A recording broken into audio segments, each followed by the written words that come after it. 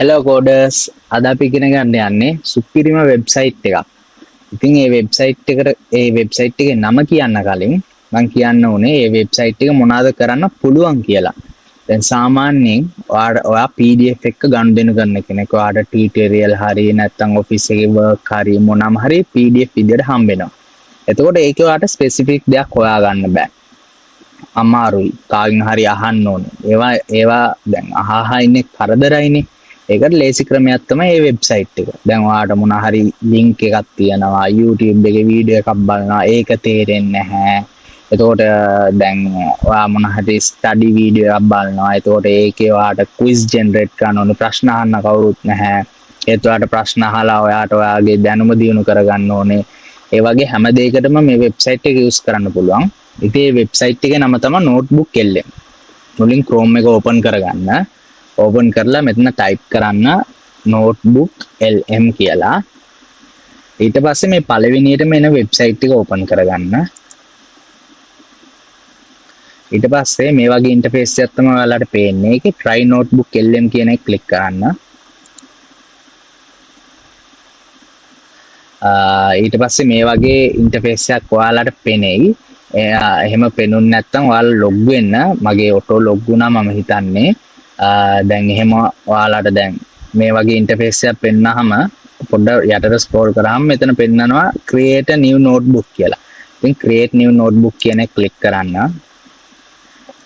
සමහර විට ඔයාලා මෙන්න මේ try notebook lm එක ක්ලික් කරාම කෙලින්ම මේ ඉන්ටර්ෆේස් එකට එන්නත් ඉඩ තියෙනවා.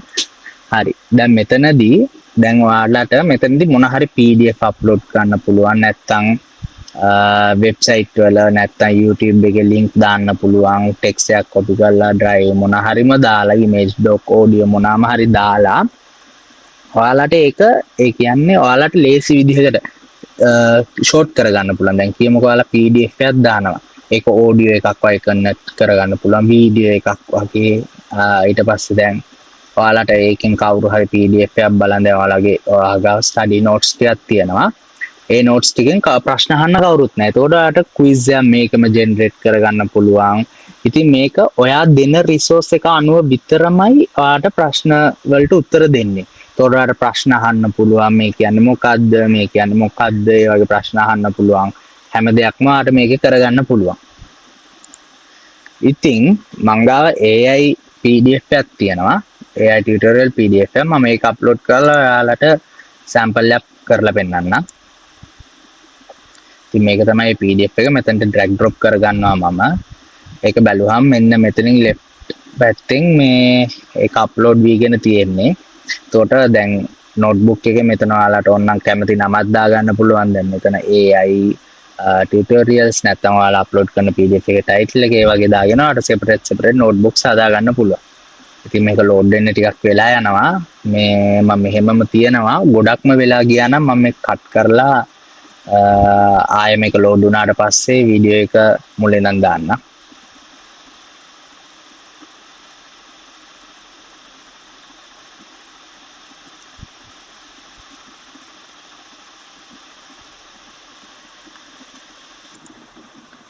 හරි මේ අපේ AI tutorial PDF එක අප්ඩේට් වුණා. ඊට පස්සේ ඒක අප්ලෝඩ් වෙලා සක්සස්ෆුල් වුණාට පස්සේ මේ වගේ අපිට brief description එකක් ඇවිල්ලා ඊට පස්සේ අපිට මෙතනින් අහන්න ඕන ප්‍රශ්න අපිට නිකන් suggest වෙනවා. අපි නිකන් මේක ක්ලික් කරලා බලමු. එතකොට මෙයා උත්තර දෙන්නේ අපි අප්ලෝඩ් කරපු PDF එකේ හෝ link එකේ මොන හරි අපි අප්ලෝඩ් කරපු source එකේ තියෙන එක අනුව විතරමයි එයා එළියෙන් මේ ගන්න නැහැ. ඉතින් මම තව දෙයක් කියන්න ඕනේ. මම මේක ඇවිල්ලා නිකන් ප්‍රීප්ලෑන් කරලා ප්‍රිපෙයාර් කරලා එහෙම මේ වොයිස් ඕවර් එක දෙන්නේ නැහැ. ස්ක්‍රීන් රෙකෝඩ් එක දාලා වීඩියෝ කරන ගමම තමයි දෙන්නේ. මොන හරි වැරදි එහෙම තිබ්බනම් සමා වෙන්න. හරි. එතකොට මේ ප්‍රශ්නේ අපි දුන්නාම එයා මේ මැෂින් ලර්නින් එකේ පයිප්ලයින් ස්ටෙප් 6 දුන්නා.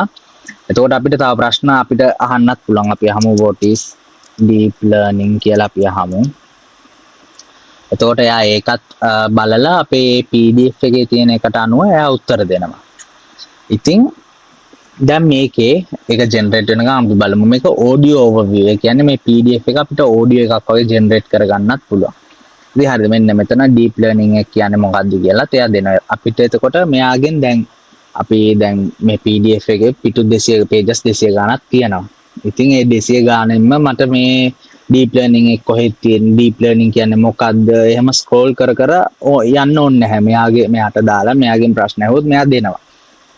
එතකොට ඒක ඔඩියෝ එකක් වගේ ජෙනරේට් කරගන්න පුළුවන් අපිට වීඩියෝ එකක් වගේ ජෙනරේට් කරගන්න පුළුවන් මයින්ඩ් මැප් එතකොට රිපෝට් එකක් වගේ ඊට පස්සේ ක්විස් ජෙනරේට් කරගන්න පුළුවන් ක්විස් ජෙනරේට් කරොත් නිකන් අර අපි ක්විස් එක ජෙනරේට් කරන්න දාමු මෙතන ප්‍රොම්ප්ට් එකක් එනවා මෙතන අපිට ලෙවල් එක තෝරගන්න පුළුවන් මම මේක ඩිෆෝල්ට් තියලාම ජෙනරේට් කරනවා ඊට පස්සේ අපිට ඩේටා ටේබල් එකක් ජෙනරේට් කරන්න පුළුවන් මේකට නෝ ටේබල් එකක් ජෙනරේට් වෙලා එනවා අපිට ඉංග්‍රීසි අපිට සිංහල ඕනනම් සිංහලක් තියනවා මෙතන